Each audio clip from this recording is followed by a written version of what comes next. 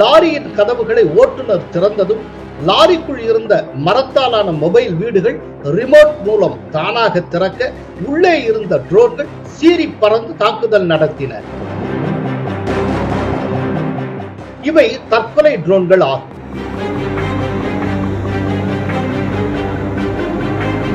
சில ஆயிரம் ரூபாய் செலவு செய்து பல ஆயிரம் கோடி மதிப்புள்ள தளவாடங்களை அளிக்கும் சமச்சீரற்ற போர் முறை உருவாகி கொண்டிருக்கிறது. கோலஹலாஸ் டிவி யூடியூப் சேனல், இது வாய்மையின் எக்காலம். வணக்கம் நண்பர்களே. உக்ரைனின் ஆபரேஷன் ஸ்பைடர்ஸ் வெப், அதாவது அதிரடி சிலந்தி வலை எனும் ட்ரோன் தாக்குதலில் 41 ரஷ்ய போர் விமானங்கள் ஒரே நேரத்தில் அழிக்கப்பட்டுள்ளன. இது ரஷ்யாவை அதிர்ச்சியில் உறைய வைத்திருக்கிறது.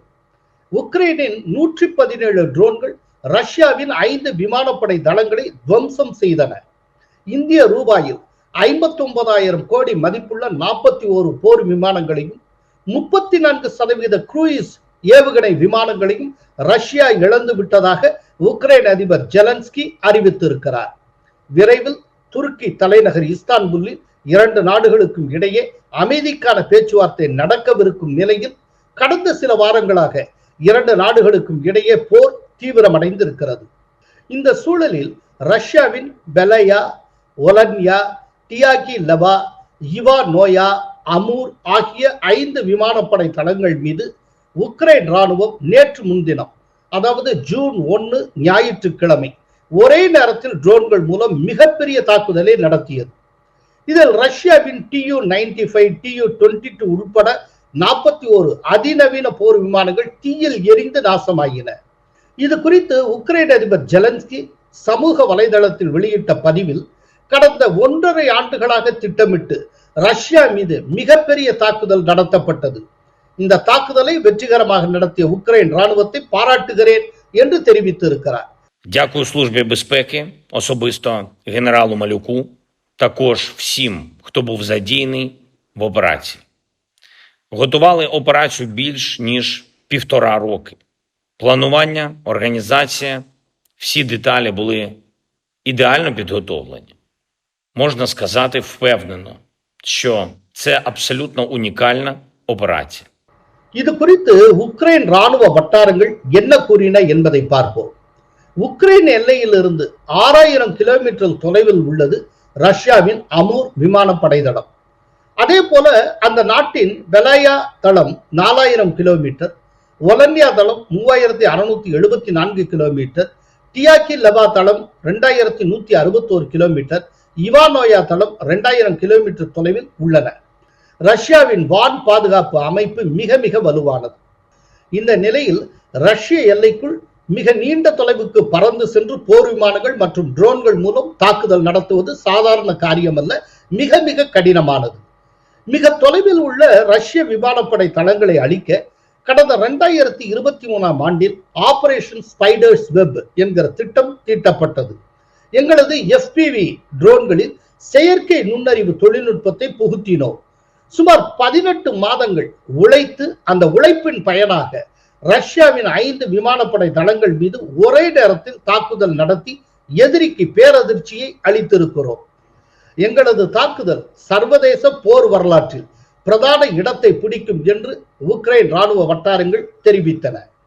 ரஷ்ய விமானப்படை தளங்கள் மீது தாக்குதல் நடத்தப்பட்டது குறித்து ரஷ்ய ராணுவத்தின் உளவுத்துறை தீவிரமாக விசாரணை நடத்தி வருகிறது. இது குறித்து ரஷ்ய ராணுவ வட்டாரங்கள் என்ன கூறின என்பதை பார்ப்போம். உக்ரைனிலிருந்து ரஷ்யாவுக்குள் ட்ரோன்களின் உதிரி பாகங்கள் கடத்தப்பட்டுள்ளன. அவை ரஷ்யாவின் செல்யாபின்ஸ்க் நகரில் உள்ள குடோனில் மறைத்து வைக்கப்பட்டுள்ளன. அங்கு உதிரி பாகங்கள் ஒன்றிணைக்கப்பட்டு ட்ரோன்கள் தயாரிக்கப்பட்டன. சில நாட்களுக்கு முன் செல்யாபின்ஸ்க் நகரின் குடோனில் இருந்து லாரிகள் மூலம் ட்ரோன்கள் எடுத்துச் செல்லப்பட்டுள்ளன. 5க்கும் மேற்பட்ட லாரிகள் ரஷ்ய விமானப்படை தளங்களை நோக்கி சென்றுள்ளன.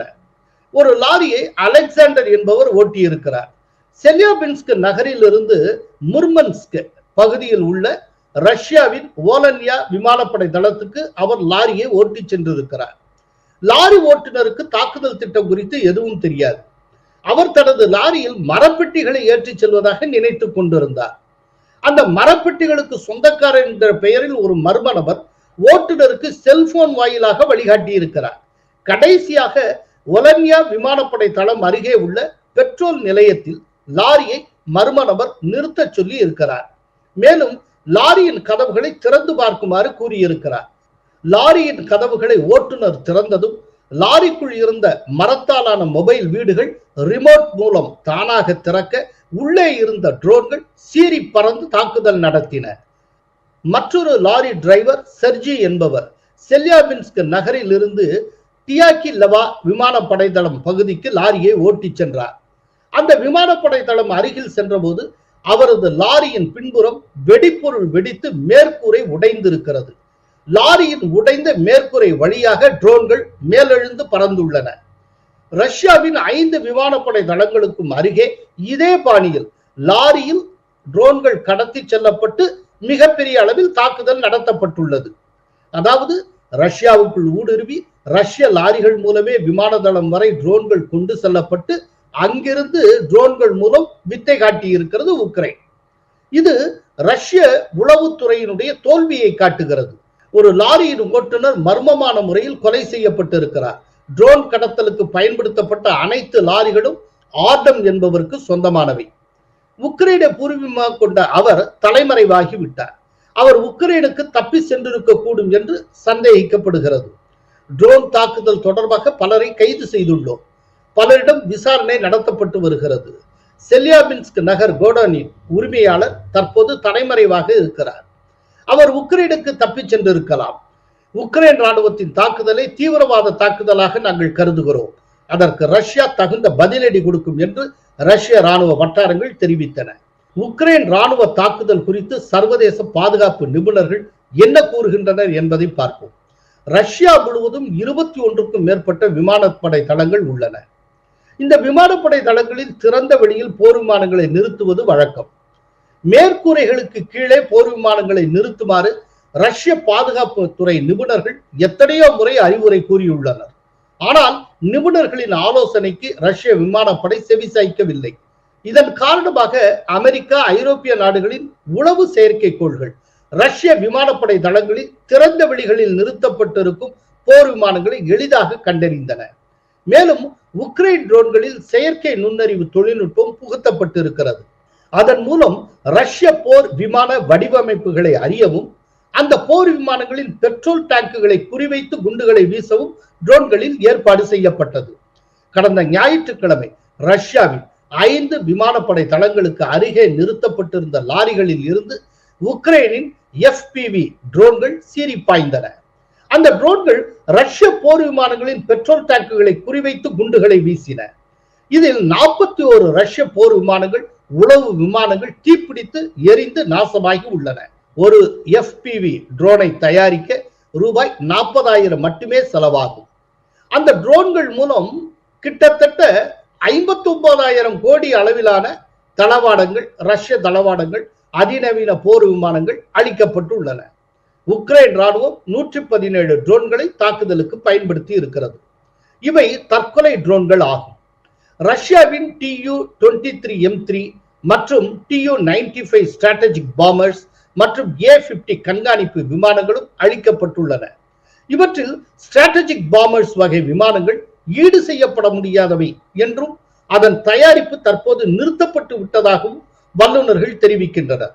தற்போது ரஷ்யா உக்ரைன் இடையே துருக்கியின் இஸ்தான்புல் நகரில் அமைதி பேச்சுவார்த்தை நடைபெற்று வருகிறது. 2ஆம் கட்ட பேச்சுவார்த்தை திங்கட்கிழமை நடைபெற்றது.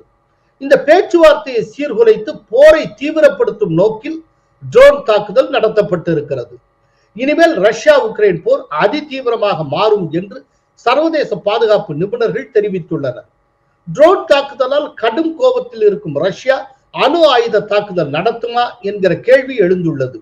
உக்ரைன் ராணுவத்தின் ட்ரோன் தாக்குதல் குறித்து ரஷ்யாவின் மூத்த ராணுவ தளபதிகளுடன் ரஷ்ய அதிபர் விளாடிமிர் புட்டின் ரகசிய ஆலோசனை நடத்தி வருவதாக தகவல்கள் வெளியாகி உள்ளன. இதையடுத்து உக்ரைனின் மிக முக்கியமான ராணுவ தளங்களை குறிவைத்து அணு ஆயுத தாக்குதல் நடத்த ரஷ்யா தயாராகி வருவதாக கூறப்படுகிறது. 2ஆம் உலகப் போரின் போது அமெரிக்காவின் பேர்ல் ஹார்பர் கடற்படை தளத்தின் மீது ஜப்பான் போர் விமானங்கள் திடீரென குண்டு வீசி தாக்குதல் நடத்தி அமெரிக்காவை சீண்டின. அதன் காரணமாக அதுவரை இரண்டாம் உலக போரில் பங்கெடுக்காமல் இருந்த அமெரிக்கா களத்தில் குதித்தது. பேர்ல் ஹார்பர் தாக்குதலுக்கு பதிலடியாக ஜப்பானின் ஹிரோஷிமா, நாகசாகி நகரங்கள் மீது அமெரிக்கா அணுகுண்டுகளை வீசி பேரழிவை ஏற்படுத்தியது. உலகில் நடந்த முதல் அணுகுண்டு தாக்குதலும் இன்று வரை கடைசி அணுகுண்டு தாக்குதலும் அதுதான். அதன் பிறகு அமெரிக்காவிடம் ஜப்பான் சரணடைந்தது. இதே பாணியில் உக்ரைன் மீது ரஷ்யா அணு ஆயுத தாக்குதலை மேற்கொள்ள வாய்ப்பு இருக்கிறது என்று ஐரோப்பிய பாதுகாப்புத்துறை நிபுணர்கள் தெரிவித்துள்ளனர். இதற்கிடையே ஸ்காட்லாந்தில் உள்ள கடற்படை தளத்தில் பேசிய இங்கிலாந்து பிரதமர் ஸ்டார்மர், ரஷ்யாவின் மிரட்டல் தோரணையை புறந்தள்ள முடியாது, பனிப்போர் காலகட்டத்துக்கு பிறகு மிகவும் ஆபத்தான, தீவிரமான, கணிக்கப்பட முடியாத மிரட்டலை நாம் எதிர்கொள்கிறோம் என்று தெரிவித்தார். ஆஸ்திரேலியா அமெரிக்க ஒத்துழைப்புடன் அணுசக்தியில் இயங்கும் சுமார் 12 நீர்மூழ்கி போர்க்கப்பல்களை தயாரிக்கும் திட்டமும் இதன் ஒரு பகுதியாகும். இதன் மூலம் ஐரோப்பாவில் நடைபெறும் போரை எப்போது வேண்டுமானாலும் எதிர்கொள்ளும் வகையில் இங்கிலாந்து ராணுவம் தயார் நிலையில் வைக்கப்படும் என்று ஸ்டார்மர் குறிப்பிட்டிருக்கிறார். First, we are moving to war-fighting readiness as the central purpose of our armed forces. When we are being directly threatened by states with advanced military forces, the most effective way to deter them is to be ready. உக்ரைனின் drone தாக்குதல் மூலம் சில படிப்பினைகள் கிடைத்துள்ளன. ஒன்று, ரஷ்யாவின் போர் விமானங்களை கண்டறிந்து அவற்றின் ஆபத்தான பகுதியை தாக்கும் வகையில் உக்ரைனின் ட்ரோன்களுக்கு செயற்கை நுண்ணறிவு திறன் பொருத்தப்பட்டிருந்தது. இதன் மூலம் செயற்கை நுண்ணறிவு கொண்ட ட்ரோன்களை கொண்டிருக்கும் நாடாக உக்ரைன் உருவெடுத்திருக்கிறது. 2, இதன் மூலம் செயற்கை நுண்ணறிவில் இயங்கக்கூடிய தானியங்கி ஆயுதங்கள் தயாரிப்பு முறை வெகு தொலைவில் இல்லை என்பதும் உறுதியாகி இருக்கிறது. 3, உக்ரைனின் மக்ரா மற்றும் UGV போன்ற கடல் ட்ரோன்களும் செயற்கை நுண்ணறிவால் தானாகவே தாக்குதல் நடத்தும் வகையில் மேம்படுத்தப்பட்டுள்ளன. 4, சமீபத்தில் பறவைகளைப் போல ஒலி எழுப்பியபடி ரேடார்களை ஏமாற்றிவிட்டு ஊடுருவி செல்லும் ஆர்னிதாப்டர் வகை ட்ரோன்களை சீனா தயாரித்துள்ளது குறிப்பிடத்தக்கது. 5, சில ஆயிரம் ரூபாய் செலவு செய்து பல ஆயிரம் கோடி மதிப்புள்ள தளவாடங்களை அளிக்கும் சமச்சீரற்ற போர் முறை உருவாகி கொண்டிருக்கிறது. இந்தியா உஷாராக வேண்டிய தருணம் இது. ட்ரோன் தயாரிப்பில் இந்தியா மேம்பட்டே ஆக வேண்டும். ஆபரேஷன் சிந்தூர் அதற்கான தேவையை ஏற்கனவே உணர்த்திவிட்டது. இந்தியாவின் DRDO நவீன செயற்கை நுண்ணறிவு கொண்ட ட்ரோன் தயாரிப்பில் அதிக முதலீடுகளை செய்ய வேண்டிய காலகட்டம் தற்போது உருவாகி இருக்கிறது. நன்றி, வணக்கம். கோலஹலாஸ் டிவி யூடியூப் சேனல், இது வாய்மையின் எக்காலம்.